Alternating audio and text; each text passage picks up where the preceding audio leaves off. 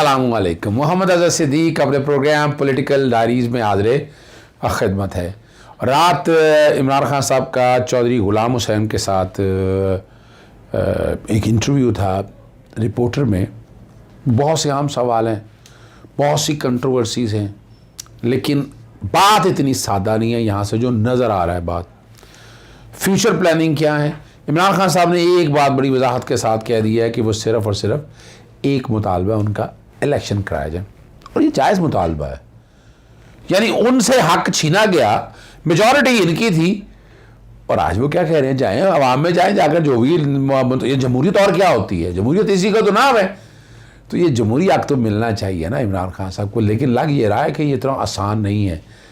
जो गवर्नमेंट में आए बैठी हैं वो तो आसानी से छोड़ेंगे नहीं। मुफ्त की गवर्नमेंट मिली है भाई, मुफ्त की गवर्नमेंट है, और वो यही हाल होगा, यही हाल होगा। ये गुल्थियाँ जो है ना सुलझने वाली नहीं है, इतना आसान काम नहीं है।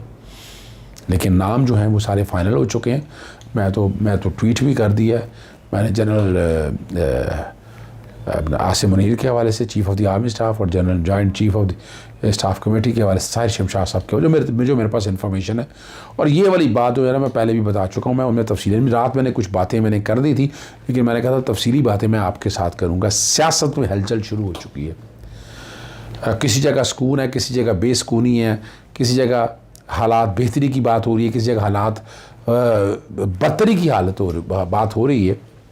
लेकिन जनरल कमर जावेद बारिश साहब ने जो बातें गुफ्तगू की हैं वो आपसे डिस्कस करनी है। लेकिन पहले इमरान खान साहब ने जो स्पेसिफिक जो है ना सदर पाकिस्तान के बारे में पार्टी के हवाले से वो मुशावरत करेंगे, बात करेंगे, ये समरी जानी है। और मैंने आपको उस वक्त भी पहले भी मैंने बताया था आपको कि सदर का इख्तियार बड़ा अहम है।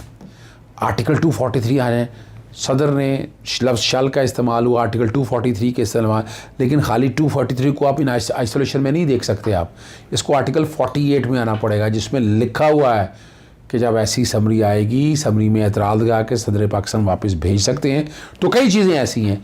लेकिन एक बात मैं बता दूँ आपको, यहाँ जो टाइम के हवाले से है ना कि आज रिटायरमेंट हो रही है और इनकी अपॉइंटमेंट उस डेट को होगी। अब जब तक इस रिटायरमेंट पीरियड को एक्सटेंड नहीं किया जाएगा, क्या कह रहा हूँ, और वही सेक्शन 8 वगैरह सारे जो आर्मी एक्ट के वो आपके बैकग्राउंड पे चल रहे हैं, एक्सटेंशन का प्रोसीजर क्या है वो सारा लिख दिया हुआ है वहाँ पर। अब ये 2 दिन का जो गैप है ना, ये 2 दिन के गैप को जब तक आप एक्सटेंड नहीं करते ना, तो आप अपनी मुलाजमत में नहीं रहते। तो इसको एक्सटेंड करने के तरीके मौजूद हैं, वो ओपनली बात करने की बात नहीं है। बज़ाहिर कहीं पाकिस्तान की अदालतें पहले भी अहम थी और अब भी अहम है, ये भी मैंने ट्वीट किया है। वो भी ज़रा देख लीजिएगा, वहाँ से समझ सकेंगे आप कि क्या बात है, क्या होने जा रही है। कहीं अदालतों में ये मामले ना जाएँ।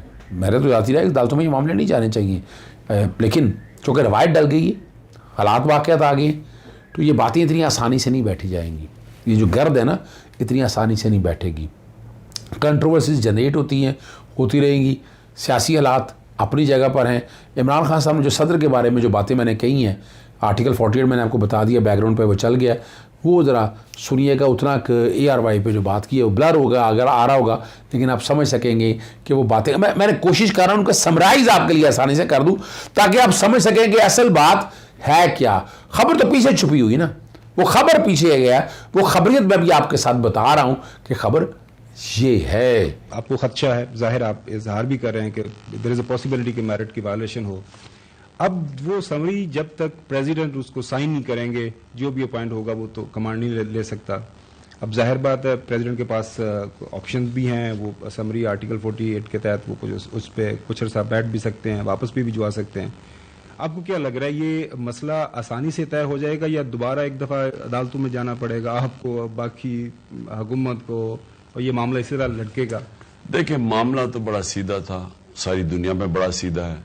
एक प्रिंसिपल्स होते हैं, सीनियरिटी होती है। फौज को पता है कि उनके कौन से लोग हैं जिनकी कैपेबिलिटी है, लेकिन जो लोग इनको अब चूज करेंगे, जो तैनात करेंगे, ये जो पाकिस्तान के बड़े बड़े करप्ट माफिया जिसका सबसे सरदार है नवाज शरीफ, मुझे इनकी नीयत पे शक है। मुझे ये नहीं कि जो बनना है बनेगा। मेरा अपना ये ख्याल है कि ماضی میں بھی. اس لیے میں نے کہا ہمیں فرق ہی نہیں پڑتا, کیونکہ وہ ایک ادارے کی اپنی امپیریٹیوز ہیں کہ ان سے باہر وہ نہیں نکلے گا. لیکن مجھے ان کے اوپر ہے شک کہ یہ اس ملک کے فائدے کے لیے یہ نہیں کر رہے, یہ اپنی ذات کے لیے کر رہے ہیں, اور ان کا فائدہ وہ ملک کی تباہی ہے. اس لیے ہمیں نہیں پتا ابھی کس کو کریں گے, مجھے آئیڈیا نہیں ہے. اور میں ویسے یہ کہوں کہ ہم نے ڈیسائیڈ کیا ہوا ہے, عارف پریزیڈنٹ نے اور ہم نے, کہ ہم قانون کے اندر رہ کے کھیلیں گے, جو بھی کریں گے جو آئین اور قانون کے بیچ میں رہیں گے. مطلب آپ کے خیال میں یہ معاملہ سپریم کورٹ جا سکتا ہے یا اسمبلی رک بھی سکتی ہے؟ میں ابھی کہہ نہیں سکتا, لیکن ہم پھر سے میں ریپیٹ کرتا ہوں کہ ہم نے یہ فیصلہ کیا ہے کہ ہم آئین کے بیچ میں رہ کے کھیلیں گے. اور سینیورٹی کا پرنسپل تو بالکل لگانا چاہیے نا, اگر تعیناتی آج کر رہی ہے. دوسرا طریقہ یہ ہو سکتا ہے کہ chief of the army staff جو ہیں وہ ریٹائرمنٹ پہلے کر دیں, 2 دن پہلے ریٹائر ہو جائیں. 2 دن پہلے اگر ریٹائر ہو, 3 دن پہلے ریٹائر ہو, 4 دن پہلے ریٹائر ہو جائے, تو پھر تو وہ والا پورشن جو ہے جنرل عاصم منیر صاحب والا, وہ یعنی ایکسٹینشن کرنے کی بھی ضرورت نہیں ہے. آپ نے فوری طور پر جب اپنا chief of the army staff لگانا ہے تو آپ لگا سکتے ہیں. یہاں کیا ہوتا ہے, میں تو باتیں بتا رہا ہوں آپ کو, جو میں اپنی ذاتی اور راکس رائے کے مطابق جو میں سمجھتا ہوں وہ میرا کام ہے, وہ امانت ہے, آپ تک بتانا ضروری ہے, فیصلہ آپ لوگوں نے کرنا ہے. جنرل قمر جاوید باجوہ صاحب نے جب کل یوم شہداء کی تقریب سے خطاب کیا, فوج نے فروری میں فیصلہ کیا کہ آئندہ سیاست میں مداخلت نہیں کریں گے. اب یہ لفظ فوج کا کہا ہے, اب پتہ نہیں جیسے سامنے آیا, مجھے نہیں پتا کہ آن لائن پاکستان میں جو چیز چھپی ہے, میں نے اس لیے وہاں سے دیکھ رہا ہوں. Chief of the army staff general کا سب سے پہلا کام اپنی سرحدوں کا دفاع کرنا ہے. آئندہ فوج سیاست میں مداخلت نہیں کرے گی. اس آئینی عمل کا خیر مقدم کرنے کی بجائے کئی حلقوں نے تنقید کا نشانہ بنایا. جعلی جھوٹا بیانیہ بنا کر ملک میں ہیجان پیدا کیا گیا. اب اس بیانیے سے راہ فرار اختیار کی جا رہی ہے. یوم شہداء کی تقریب جو ہے نا GHQ میں اعلیٰ شخصیات وغیرہ بہت سے آئے, اور انہوں نے بتایا کہ جنرل قمر جاوید صاحب نے بتایا کہ وہ 6 سال اس فوج کے سپہ سالار رہے. انہوں نے کہا کہ فوج کا بنیادی مقصد جو کام ہے ملک کے جغرافیائی حدود کی حفاظت کرنا ہے, لیکن پاک فوج ہمیشہ اپنی استطاعت سے بڑھ کر اپنے قوم کی خدمت میں پیش رہتی ہے. ریکوڈیک کا معاملہ ہو یا کارکے کا جرمانہ, فیٹف کا نقصان ہو یا ملک کے وائلڈ لائف میں نکالنا, فاٹا جو انہضام کرنا, بارڈر پر باڑ لگانا, قطر سے سستی گیس مہیا کرانا, اور 2 ممالکوں سے قرض کا اجرا کرانا ہو, کووڈ کا مقابلہ یا ٹڈی دل کا خاتمہ, سیلاب کے دوران امدادی کارروائی ہوں, فوج نے ہمیشہ اپنے مینڈیٹ سے بڑھ کر قوم کی خدمت کی اور انشاءاللہ کرتی رہے گی, اس میں کوئی شک نہیں ہے. دیکھیں فوج نے جتنی یہ معاملات کیا نا, جتنی خدمات, یہ قابل دید ہیں, بڑی ہمت ہے, اور فوج نے یہ قربانیاں یاد رکھنی ہیں, اس لیے شہداء کو بھول نہیں سکتی قوم. اور جنرل قمر جاوید باجوہ نے کہا کہ اپنی رات کی تقریر میں کہ میں یقین دلاتا ہوں کہ ان کاموں کے باوجود فوج اپنے بنیادی کام اور دہشت گردی کا مقابلہ کرنے سے کبھی غافل نہیں رہے گی. انہوں نے کہا جانتے ہیں کہ ہمارے شہروں اور دیہاتوں میں جو امن ہے اس کے پیچھے ہماری ہزاروں شہداء کی قربانیاں ہیں جن کو کبھی نہیں بھلا سکتا, اور جو قومیں اپنے شہداء کو بھلا جاتی ہیں وہ قومیں مٹ جاتی ہیں, کوئی شک نہیں ہے, بالکل نہیں, ہو ہی نہیں سکتا ہے. اور یہاں جنرل قمر جاوید باجوہ صاحب نے جو خاص جو بات کی ہے وہ انہی کی زبانی سنیے گا, اور انہوں نے جو ہے نا مشرقی پاکستان کے بارے میں جو جتنی گفتگو کی ہے اتنا پورشن میں چاہوں گا کہ آپ وہ سن لیجیے گا اور یہ سمجھ جائیے گا کہ یہ کنفیوژن بہت ہے مشرقی پاکستان کے بارے میں.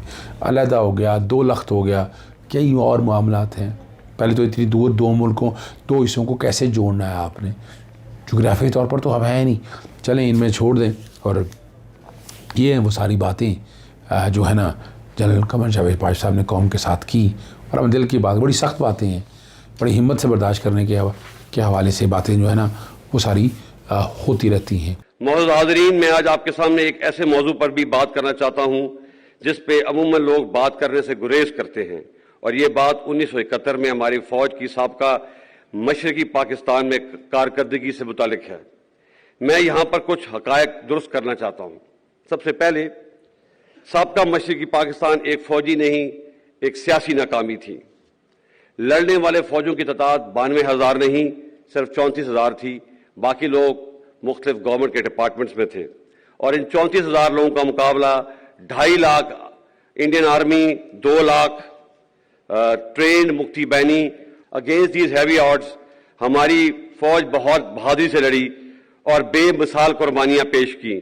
جس کا اعتراف خود Indian army chief field marshal Manekshaw نے بھی کیا ہے۔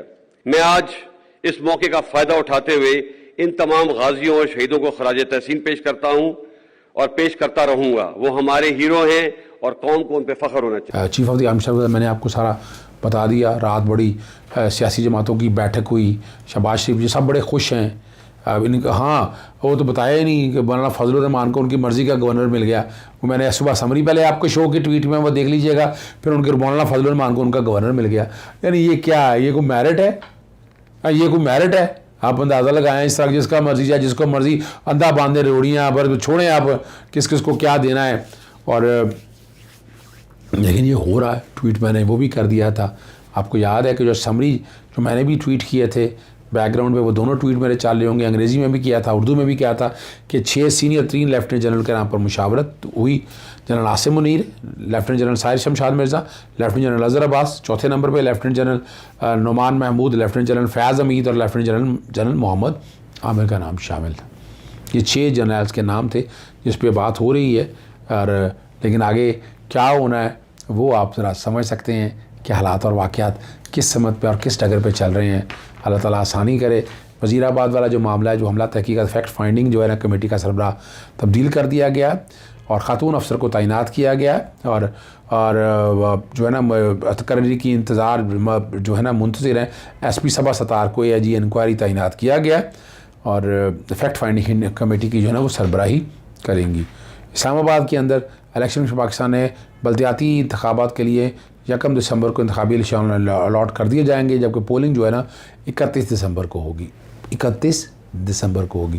28 نومبر کو جو اپیلیں جمع کرائی جائیں کاغذات نامزدگی پہ، اپیلوں کا فیصلہ ہوگا اور 30 نومبر تک امیدوار کاغذات نامزدگی واپس لے سکتے ہیں۔